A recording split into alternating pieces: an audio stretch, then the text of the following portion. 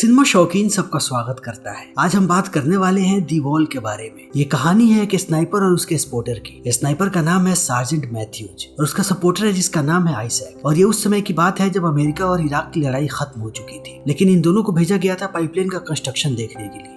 लेकिन वहाँ पे इनका सामना हुआ इराक के एक बहुत बड़े स्नाइपर से जिसका नाम है जुबा। कहानी की शुरुआत होती है और हमारे सामने इराक का दृश्य आता है और यहाँ पे हम एक बहुत बड़े बीहड़ को देखते हैं। और अभी अभी अमेरिका और इराक की लड़ाई खत्म हुई है, लेकिन यहाँ पे दो स्नाइपर्स को भेजा गया है, मैथ्यूज और आइजैक को। और इन्हें ध्यान रखना है यहाँ की पाइपलाइन पे कि कहीं यहाँ पे कोई दुश्मन तो नहीं। और ये दोनों आकर के अपने काम पे लग जाते हैं और समय ऐसे ही बीतने लगता है और ये दोनों छुपे हुए होते हैं और स्नाइपर से यहाँ के हर एक हलचल पर नजर रखते हैं और समय ऐसे ही बीतने लगता है और देखते ही देखते 22 घंटे का वक्त बीत जाता है। इसीलिए अब मैथ्यू के सब्र का बांध टूटने लगता है और वो आइजैक को कहता है कि मुझे नहीं लगता कि यहाँ पे कोई भी दुश्मन है, क्योंकि यहाँ पे कुछ मरे हुए दुश्मन है और उसके साथ साथ कुछ गाड़ियां हैं और उसके अलावा यहाँ पे कोई भी हरकत नहीं हो रही। इसीलिए मुझे लगता है कि सब कुछ ठीक है। तब आइजैक कहता है कि नहीं, मुझे लगता है कि ये कोई बहुत ही शातिर आदमी की जाल है और उसने हमारे लिए जाल बिछाया है और इतना खतरनाक जाल सिर्फ एक ही आदमी बिछा सकता है और वो है जुबा। लेकिन मैथ्यू कहता है कि तुम कुछ भी सोचते हो, हमें 22 घंटे हो गए हैं और 22 घंटे में हमने एक भी हलचल नहीं देखी है। इसका मतलब यही है कि यहाँ पे कोई नहीं है और जुबा तो यहाँ पे बिल्कुल भी नहीं हो सकता है। इसीलिए मैथ्यू कहता है कि अब मैं जा रहा हूँ, लेकिन आइजैक उसे रोकने की कोशिश करता है। तब मैथ्यूज फिर से रुक जाता है, लेकिन जैसे जैसे समय बीतने लगता है मैथ्यूज आइजैक से बार बार कहता है कि तुम गलत हो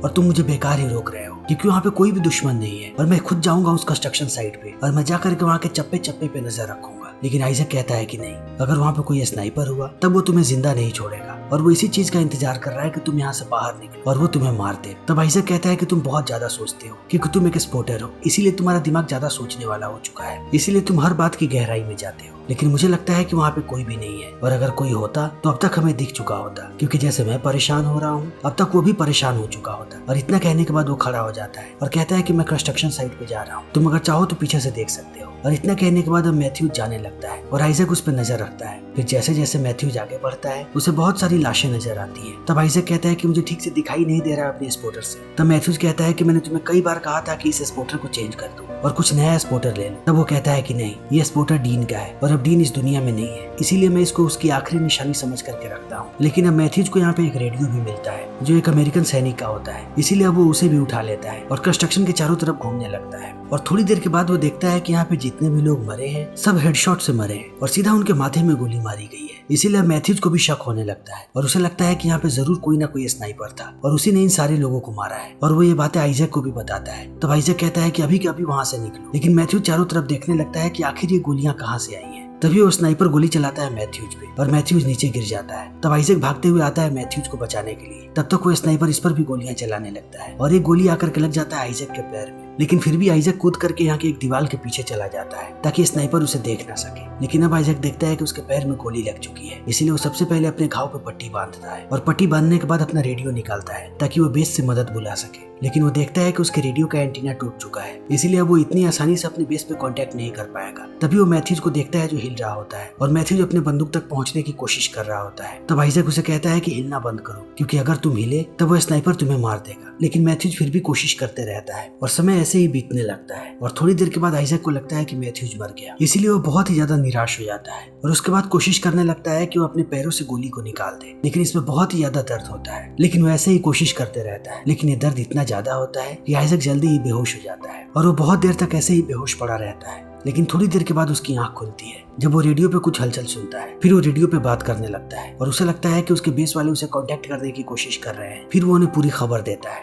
और कहता है कि हमें दवाइयाँ चाहिए और उसके साथ साथ हमें यहाँ पे एक रेस्क्यू टीम भी चाहिए जो हमें यहाँ से बाहर निकाल सके। तब वो लोग उधर से कहते हैं कि हम तुम्हें देख नहीं पा रहे हैं और तुम्हारी एग्जैक्ट लोकेशन के लिए हम चाहते हैं कि तुम खड़े हो जाओ, या तो फिर तुम जहाँ पे हो वहाँ से गोली चलाओ, तभी हम तुम्हें बचा पाएंगे। और इन बातों को सुनने के बाद अब आइजैक परेशान होने लगता है और उसे इस आदमी पे शक होने लगता है, क्योंकि ये सारी चीजें नियमों के खिलाफ है। जब इन्हें स्नाइपर की ट्रेनिंग मिलती है तब इन्हें बताया जाता है कि ये कभी भी ऐसा ना करे। और उसके साथ साथ आइजैक इस बात को भी नोटिस करता है कि इस आदमी का एक्सेंट बिल्कुल भी अमेरिकन नहीं है। इसीलिए आइजैक समझ जाता है कि ये वही स्नाइपर है जिसने अभी अभी मैथ्यूज को मारा है और उसने शायद अभी इस पे निशाना लगा रखा है, इसीलिए वो इसकी लोकेशन जानना चाहता है। और उसे अब इसकी रेडियो फ्रीक्वेंसी मिल चुकी है, इसीलिए वो इसके साथ खिलवाड़ कर रहा है। लेकिन आइजैक कहता है कि मैं जान चुका हूँ कि तुम कौन हो। तब वो कहता है कि हाँ, मुझे पता था कि तुम पकड़ लो, और अगर तुम जिंदा रहना चाहते हो और अपने साथी को जिंदा देखना चाहते हो तो मुझसे बातें करते रहो। तभी आइजैक देखता है कि मैथ्यूज अभी भी जिंदा है, वो बस बेहोश हुआ है। इसीलिए अब आइजैक को ना चाहते हुए भी इस आदमी से बात करना पड़ता है। और अब वो आदमी आइजैक से उसके पर्सनल सवाल पूछने लगता है कि वो स्नाइपर कैसे बना, उसके परिवार में कौन कौन है, और इसके अलावा और भी बहुत सारी पर्सनल बातें। और वो जल्दी आइजैक के बारे में सारी बातें जानने लगता है। लेकिन आइजैक यहाँ पे इसलिए बात कर रहा होता है ताकि वो स्नाइपर को बातों में उलझा करके रखे और वो उसकी लोकेशन को ट्रेस कर ले। इसीलिए वो बीच बीच में अपने स्पॉटर से देखने लगता है कि आखिर वो स्नाइपर कहाँ पे है, और जमीन पे उसका नक्शा बनाने लगता है कि वो स्नाइपर कहाँ पे हो सकता है। इसीलिए आइजैक उस स्नाइपर से पूछता है कि तुम कौन हो। तब वो कहता है कि मैं बस यहाँ का एक सिविलियन हूँ। तब आइजैक उसे कहता है कि आखिर तुम ये सब क्यों कर रहे हो, यहाँ का युद्ध खत्म हो चुका है और तुमने जितने भी लोगों को मारा वो सारे मासूम लोग थे और वो पाइपलाइन में काम कर रहे थे, और अगर ये पाइपलाइन बनेगा तब इससे इराकी गवर्नमेंट को फायदा होगा, लेकिन तुम यहाँ की सारी चीजों को खराब कर रहे हो और तुम अपने आप को एक इराकी कहते हो। तब वो आदमी हंसने लगता है और कहता है कि कोई युद्ध खत्म नहीं हुआ, युद्ध सिर्फ तुम्हारे लिए खत्म हुआ है, हम जैसे लोगों के लिए युद्ध कभी भी खत्म नहीं होता। और तुम्हें क्या लगता है ये सारे पैसे इराकी गवर्नमेंट को मिलने वाले हैं? कभी नहीं, ये सब कुछ एक छलावा है। और इतना कहने के बाद वो कहता है कि तुम अपने परिवार के बारे में कुछ क्यों नहीं बताते। तब इस बात को सुनने के बाद आइजैक गुस्सा हो जाता है और कहता है कि मैं तुम्हें कुछ नहीं बताने वाला। तब वो आदमी कहता है तो मैं अभी के अभी मैथ्यूज को मार देता हूँ। तब इस बात को सुनने के बाद आइजैक कहते हैं कि तुम उसका नाम कैसे जानते हो। तब वो आदमी कहता है कि मैं तो ये भी जानता हूँ कि तुमने कितने लोगों को मारा है, और अगर आज मैथ्यूज मरा तब ये दूसरा आदमी होगा जो तुम्हारी गलती से मरेगा, क्योंकि तुम्हारी गलती से पहले ही एक आदमी मर चुका है और वो था डीन। और इस बात को सुनने के बाद अब आइजैक और भी ज्यादा भड़क जाता है और कहता है कि तुम डीन के बारे में कैसे जानते हो, क्योंकि डीन आइजैक की गलती से मरा था।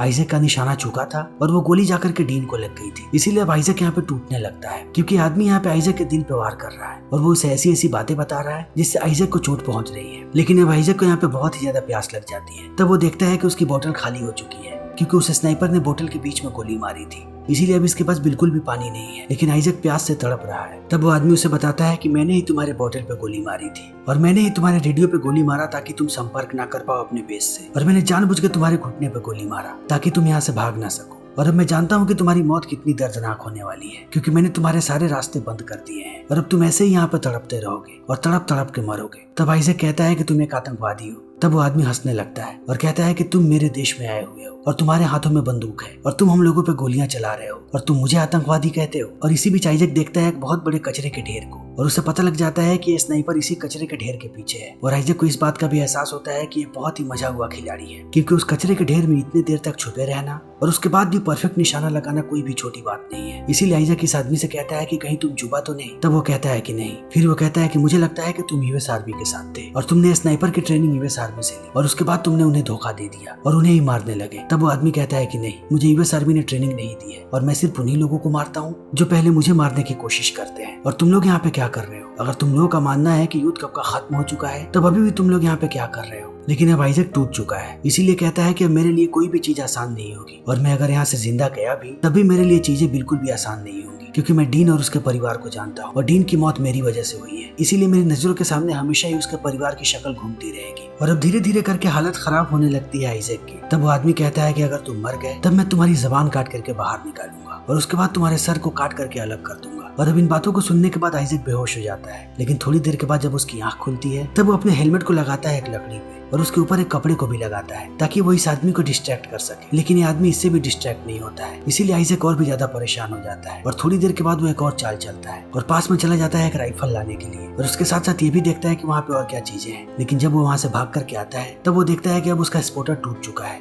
इसीलिए अब वो कहीं नहीं देख पाएगा उस स्नाइपर को। तभी आइजैक को एहसास होता है कि मैथ्यूज अभी भी जिंदा है और वो जगा हुआ है और सारी बातों को सुन रहा है। तब आइजैक मैथ्यूज को बताता है कि वो स्नाइपर कचरे के ढेर के पीछे छुपा हुआ है, इसीलिए मैथ्यूज को कहता है कि मैं उसे डिस्ट्रैक्ट करता हूँ, तब तक तुम उसकी लोकेशन जानने की कोशिश करो। और मैथ्यूज ऐसा ही करता है। उसके हाथ में एक छोटी सी चीज होती है जो शीशे की तरह होती है, इसीलिए वो उसे देखने लगता है। तब आइजैक बात करता है उस स्नाइपर से और वो बताता है कि वो कभी एक टीचर हुआ करता था, लेकिन यहाँ पे अमेरिकन आए और उन लोगों ने इसके सारे स्टूडेंट्स को मार दिया। तब से आदमी बागी बन गया और अमेरिकन इसके दुश्मन बन गए। तब से वो सारे अमेरिकन को मार रहा है। तभी यहाँ पे हवा चलने लगती है और हर तरफ रेत उड़ने लगती है और इस चीज का फायदा उठा करके मैथ्यूज अपनी राइफल खींचने लगता है और खींचने के बाद वो अपने राइफल से निशाना लगाने लगता है और वो गोली चलाता है उस कचरे के ढेर पे। तभी वो स्नाइपर गोली चला देता है मैथ्यूज के हाथ पे और मैथ्यूज के हाथ से राइफल छूट जाती है। लेकिन अब वो रेंगने लगता है ताकि वो आइजैक के पास जा सके। तभी वो स्नाइपर एक और गोली चलाता है और मैथ्यूज वहीं पे ढेर हो जाता है और इस चीज को देखने के बाद अब आइजैक टूटने लगता है। तब वो आदमी पूछता है कि अभी भी मैं तुमसे सवाल पूछ रहा हूँ कि तुम अभी तक इराक में क्यों रुके हुए हो। तब मैथ्यूज रोने लगता है और कहता है कि मैं नहीं जानता, मैं बस अपने परिवार के पास वापस जाना चाहता हूँ। तब वो आदमी कहता है कि तुम इतनी आसानी से नहीं जा पाओगे, इसीलिए अगर तुम मुझे अपनी कहानी बताते रहे तब तक तुम जिंदा रहोगे। तब आइजैक यहाँ पे कबूल करता है कि उसने ही डीन को मारा था और वो बताता है कि जब वो एक दुश्मन पे निशाना लगा रहा था तभी उसका निशाना चूका और उसने गलती से डीन को मार दिया। लेकिन वो सबसे झूठ बोलता रहा कि डीन को दुश्मनों ने मारा है, लेकिन अब वो चीज उसे अंदर से खाए जा रही है और उसने ये बात अभी तक किसी को भी नहीं बताया है। तभी आइजैक देखता है कि उसकी रेडियो पे कोई हलचल हो रही है और उसके बेस के लोग उसे कांटेक्ट करने की कोशिश कर रहे हैं और आइजैक भी उनका जवाब देने की कोशिश करता है, लेकिन वो देखता है कि उसका रेडियो अब बुरी तरीके से खराब हो चुका है, इसीलिए शायद अब वो बेस वालों से कांटेक्ट ना कर सके और शायद इसकी आवाज भी वहां तक ना पहुंच सके। और अब यहाँ पे आइजैक को सारी बातें समझ में आती है कि जितने भी वर्कर यहाँ पे काम कर रहे हैं उन लोगों ने यहाँ पे कभी भी मदद नहीं मांगी थी, क्योंकि इस आदमी ने उन लोगों को पहले ही मार दिया था और इसी ने खुद कांटेक्ट किया था बेस पे ताकि हम लोगों को यहाँ पे भेजा जा सके, फिर ये हम लोगों को मार दे। और ये ऐसे ही जाल बिछा रहा है ताकि वो एक एक करके सारी अमेरिकी सेना को मार दे। और इससे आइजैक को एहसास होता है कि आदमी कितना खतरनाक है, इसीलिए वो उससे कहता है कि अब तू मैथ्यूज पे गोली मत चलाना, क्योंकि अब वो शायद कहीं जल्दी ही मर जाए। और इतना कहने के बाद वो फिर से बेहोश हो जाता है और थोड़ी देर के बाद जब उसकी आंख खुलती है तब वो देखता है कि आसपास कोई भी नहीं है और उसे कोई भी हलचल सुनाई नहीं पड़ती रेडियो पर भी। तब उसे लगता है कि शायद वो स्नाइपर भी सो गया है और वो इसे नहीं देख रहा, इसीलिए वो मैथ्यूज के राइफल को खींचता है अपने पास और उस कचरे के ढेर की तरफ निशाना लगाने लगता है। तभी वो इस तरफ हेलीकॉप्टर को आते हुए देखता है और वो समझ जाता है कि ये सारे लोग बेस से आ रहे हैं, इसीलिए वो अपने सामने की दीवार को नीचे गिरा देता है। तभी वो स्नाइपर बोलता है और कहता है कि मैं अब तक लुका छिपी खेल रहा था और अब तुम्हारे दोस्त भी यहाँ पे आ गए हैं, अब मजा आएगा। और इस बात को सुनने के बाद अब आइजैक उस पर गोलियां चलाने लगता है और एक गोली जाकर के लगती है बीचों बीच और वो स्नाइपर चुप हो जाता है, इसीलिए अब आइजैक को लगता है कि वो मर चुका है। इसीलिए आइजैक उठ खड़ा होता है और वो इंतजार कर रहा होता है कि अगर वो स्नाइपर जिंदा होगा तब वो आइजैक पे गोली चलाएगा, लेकिन उधर से कोई भी जवाबी हमला नहीं होता और आइजैक समझ जाता है कि वो स्नाइपर मर चुका है। तब तक यहाँ पे उसके सारे साथी आ जाते हैं और वो उसे स्ट्रेचर पे सुलाते हैं और उसे लेकर के यहाँ से जाने लगते हैं। तब आइजैक उन्हें बार बार बताने की कोशिश करता है कि वो स्नाइपर अभी भी छुपा हुआ है उस कचरे के ढेर के पीछे, इसीलिए इन लोगों को पहले उस कचरे के ढेर के पीछे जाकर के देखना चाहिए और अगर हो तो वो उसे मार दे। लेकिन ये लोग उसकी बातों को नहीं सुनते और आइजैक भी क्लियर नहीं बोल पाता है क्योंकि उसकी हालत बहुत ही ज्यादा खराब होती है। और अब ये लोग इसे लेकर के चले जाते हैं हेलीकॉप्टर के अंदर, लेकिन जैसे ही ये हेलीकॉप्टर टेक ऑफ होता है वो आदमी इन पे गोलियां चलाने लगता है और वो देखते ही देखते सबको मार देता है और थोड़ी देर के बाद ये हेलीकॉप्टर भी क्रैश हो जाता है और अब आइजैक, मैथ्यूज और जो लोग भी उसे लेने आए थे सारे के सारे मर चुके हैं। तब वो आदमी रेडियो के द्वारा फिर से एक बार हेडक्वार्टर से संपर्क करता है और उन्हें यहाँ की सारी सिचुएशन बताता है और कहता है कि हमें यहाँ पे मदद चाहिए और वो अपने आप को यूएस आर्मी बताता है और वो इनका ही नाम इस्तेमाल करता है और हेडक्वार्टर वाले कहते हैं कि वो जल्दी ही मदद भेज रहे हैं। और अब इस आदमी का खेल फिर से शुरू हो जाता है क्योंकि अब फिर से लोग आएंगे और ये उन लोगों को ऐसे ही तड़पा तड़पा करके मारेगा और इसी के साथ ये फिल्म यहीं पे खत्म हो जाती है। तो दोस्तों हमारी आज की वीडियो यहीं पे खत्म होती है। अगर आपको हमारी ये वीडियो पसंद आई हो तो इसे लाइक करें, शेयर करें और चैनल को सब्सक्राइब करें। Thank you.